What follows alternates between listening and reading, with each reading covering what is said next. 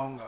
पहली बात तो ये है कि हमारे देश में और सारे विश्व में जो कंपनी लॉ होता है, जो कंपनी के लिए कानून बनाए जाते हैं, कंपनी खोलने की, कंपनी चलाने की, कंपनी बंद करने की, जो कंपनी लॉ होता है,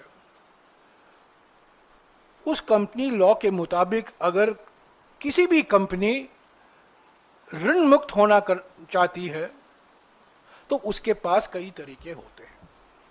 और एक तरीका है एक नया कंपनी बनाओ और जो ऋण आपके पास है उसको ट्रांसफर करो। ये कोई क्राइम नहीं है, ये कानूनी व्यवस्था है, कानून में प्रावधान है। और सारे विश्व में और हमारे देश में हजारों ऐसे मिसाल हैं जहां कंपनियां ऋण से मुक्त होने के लिए नए कंपनियां खोलते हैं और उसको ऋण ट्रांसफर कर देते हैं।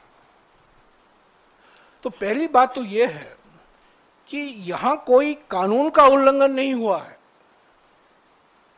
कंपनीज एक्ट का उल्लंघन नहीं हुआ है, prevention of money laundering act का उल्लंघन नहीं हुआ है, क्योंकि यहां मनी ही नहीं है, लॉन्ड्रिंग ही नहीं है। और क्राइम कहां से आता है? क्राइम यही है कि दो व्यक्ति जिनकी मानसिकता आपराधिक मानसिकता है, वो इस फेक नैरेटिव चला रहे हैं, क्योंकि मेक इन इंडिया तो विफल हो गई है, पर वो मानते हैं कि फेक इन इंडिया चलाओ। ये फेक नैरेटिव चला रहे हैं कि क्राइम हुआ है।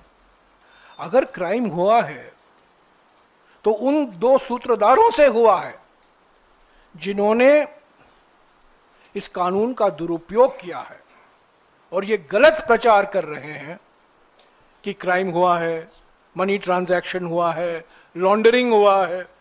जो सवाल अभी सिंघवी जी ने उठाया है और पहले भी इन्होंने उठाया है, बार बार उठाते रहे हैं, इसका कोई जवाब नहीं।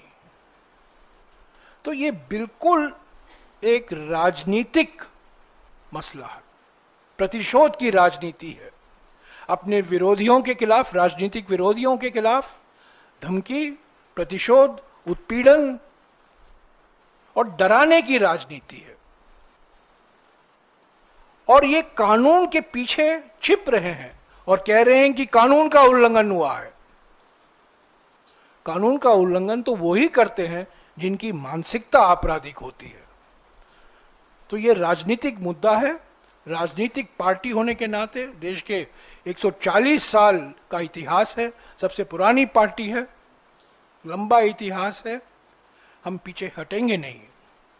और मैं एक चीज कह के अपनी बात समाप्त करूंगा, जो बार बार राहुल गांधी जी कहा करते थे और हमेशा कहते हैं कि जो लोग डराते हैं वो खुद ही डरे हुए हैं, जो डरे हुए हैं वो डराने की राजनीति अपनाते हैं। और ये एक मिसाल है जो बार बार उठते रहता है।